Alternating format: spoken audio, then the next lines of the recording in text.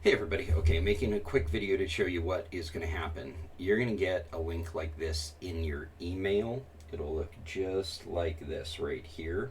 Now I'm going to copy that link and I'm just going to paste it into my browser. And when I receive that link, it's going to take me here and it says I can create a character or I can add my characters. And you're going to want to create a character, and once you create a character, that is going to take you to a screen that looks like this. It'll have the name of your account name and it'll say character. So let's say I'm going to make Bob. Now there's some clicks I want you to do right here on this front screen. So the first thing you're going to do is add homebrew content, critical role content, and non-core D&D. Skip Rick and Morty content for me. Then click optional class features and customize your origin. Come down here, leave that on milestone. Hit point type, you're going to do manual, hit confirm, and then we're going to come down. We're going to use encumbrance, but we're going to ignore coin weight. And you can leave modifiers on top and public, and you'll understand that once we start looking at character sheets. Then you'll just hit next. And this is where I want you to go to the sources. And because you used the link to my campaign, you'll have access to the sources that I own. And the quickest way for you to get the right kinds of characters, you can either click on the Sword Coast, or the Player's Handbook will give you the most basic races. But what we don't want to do is go from all sources, because there's a whole bunch of races, things like Warforged, that come out of a different setting called Eberron, the Kalishtar, and you won't be using those character races. So look at things from the Player's Handbook or Sword Coast Adventure Guide. The Player's Handbook is usually the one you're going to use. So then you're just going to pick a race. And I'm going to say gnome, and if I click on gnome, it says forest or rock gnome. If I was in the Sword Coast Adventure Guide, they have 4 different kinds of half-elves. They have the Ghostwise halfling. And so, anyhow, I'm going to choose to be... what do I want to be? Let's just go dwarf. We need a dwarf. So I'm just going to be a regular old hill dwarf. And this tells you about the dwarf. There's nothing to really click here. This is just stuff that you can read so you know the race. And let's say you read that race and you're like, I don't want that. Hit cancel, and you can go over here and say, I'm going to be a mountain dwarf instead, and then read that. So once I choose my race, everything just moves forward like normal. So I've chosen my race, and it has race manager, and you'll see right that one spot, you'll see that blue. That means you have to make a choice. So I'm going to choose brewer supplies because I like beer, and then we're going to move on. Now if I want more information about the dwarf, I can click this link right here. Origin Manager gives us some optional things to click on. Don't really worry about that right now. Moving forward, now I'm choosing my class. I've chosen my race, which is a dwarf. Now what do I do? What's my specialization? And you can read through these various specializations.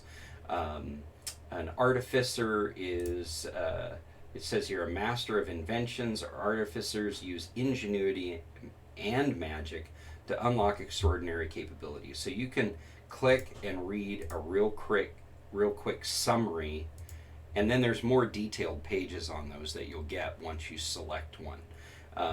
I would skip over the Blood Hunter from Critical Role. That's really not necessary for us. But let's say I'm going to be a dwarf. Let's do a dwarf bard, because everybody likes a good dwarf bard because they have such high charisma naturally. Now I get my proficiency. So as soon as I select that, it brings me to this page. Now this page is called your class page. This is where you're going to manage your class. And I'm going to go up first and manage my hit points and change the rolled hit points right here to whatever this says. So this says each level the bard rolls 1d8. That's an 8-sided die to determine The way we play campaigns, at first and second level, you automatically get the maximum. So you're just going to add 8. You're going to change that to the appropriate number and hit apply. And then you're going to see some other things affect that as we move along. Your level 1, which you'll see here. And then here you have class features, then optional features, then spells. So the first thing we're going to do is click on proficiencies because I need to pick a few. So musical instruments, I want bagpipes, I want the flute, and I want a pan flute. I'm big into flutes. Then I'm going to choose some skills like acrobatics. Let's choose investigation, and let's choose stealth, okay? And nothing else to click on. You notice nothing else here is blue. And so spell casting is listed in here, which means I do cast spells. Which means I need to come up to this spell chart and see. I have currently no known spells, but if I click on the add spell, it says I need to add 2 cantrips and 4 spells that I know. So I'm going to add the Blade Ward. I'm going to click that Learn button over here, and I'm going to add Thunderclap. And then once I get past the cantrips, which is right here, I'm now going to get into first level spells. Or I could just say I only want to see cantrips, which are 0 level, or I only want to see first level, which is what I need now. And I need to select 4 of these. So we're going to go with Hideous Laughter, Healing Word, what do I want to be able to do?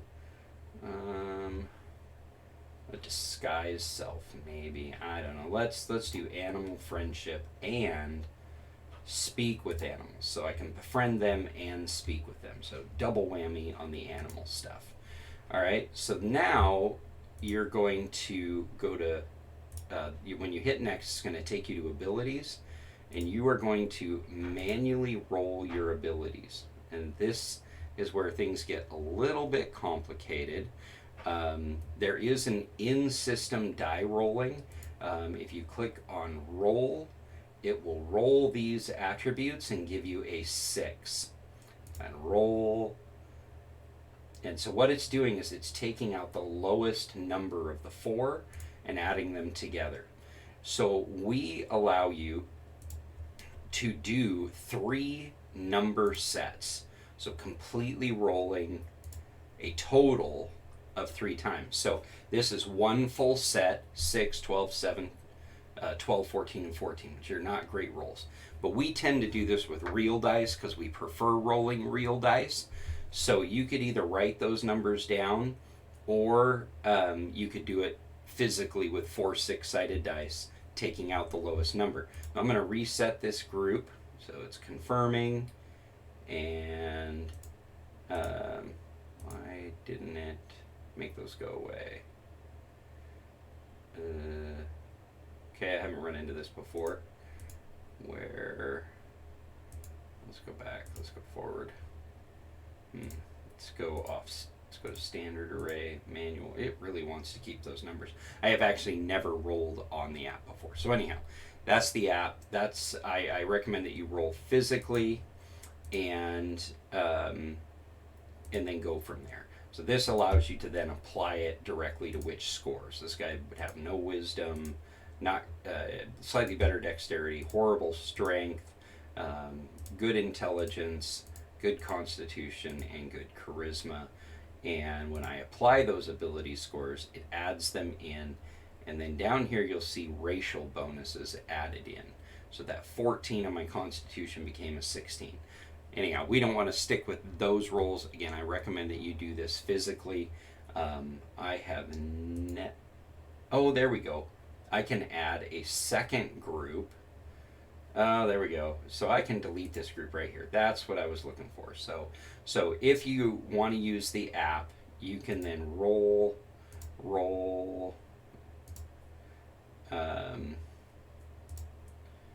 and then take the best. So you can see this set is already way better than the first set. And we typically do this, like I said, physically.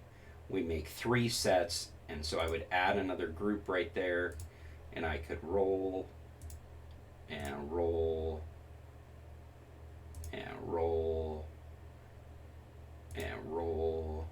No 18s yet. They're not handing out 18s. It's tough to get an 18. There's a 17. Okay, so this bottom set's horrible. So I'm going to delete that group. Confirm the delete. Now I'm choosing between these two. I have a 17 and a 16 in both, but this is ultimately higher across the board. So I'm going to delete this group, and I'm going to keep this group. And this guy is a bard, so I want his charisma really high, and I want his intelligence really high. And then his strength can be 12. His wisdom can be 10. His dexterity 13, and his constitution 13. Apply ability scores. Now, if you've never applied ability scores, strength is just straightforward. That's how strong you are. Dexterity is how quick and agile you. Constitution is your overall health, and the bonus from that does affect how many hit points you have. Wisdom is how well you judge people, interact with sort of the more mental aspects of life. So intelligence is just straight up what you know. Wisdom is how you use it. And then charisma has to do with your influence on people. So anyhow, that once you have those set, you can then hit next. And now we're looking at our background options. And you'll choose one of these. Stay away from the house agent. That's from, again, a different sets, the Eberron set. But you could be, for example, let's say I'm a noble. And so the noble gives you certain benefits. It'll automatically tell you a bit about that. They start with some sort of gaming set, so I'll take a dice set. They get an extra language. We're going to add Draconic. And then I can read about each of these. And then if you want more help with defining your personality and you don't want to go through all that by yourself, they have some recommendations. And you can either randomly select those or you can choose them yourself. This one says, like, if I had chose number 2, the common folk love me for my kindness and generosity. I could add that to my character as a characteristic. And then this says to add 2. So despite my noble birth, I do not place myself above other folk. We all have the same blood. So we'll add that one. Then ideals, respect. Respect is due to me because of my position, but all people, regardless of station, deserve to be treated with dignity. Okay, we'll add that one. Bonds. I will face any challenge to win the approval of my family. So heavy, overbearing family. My house alliance with another noble family must be sustained at all cost. Nothing is more important than any of the other members of my family, so on, so on. I'm in love with the heir of a family that my family despises. My loyalty to my sovereign is unwavering. The common folk must see me as a hero. So let's take that one.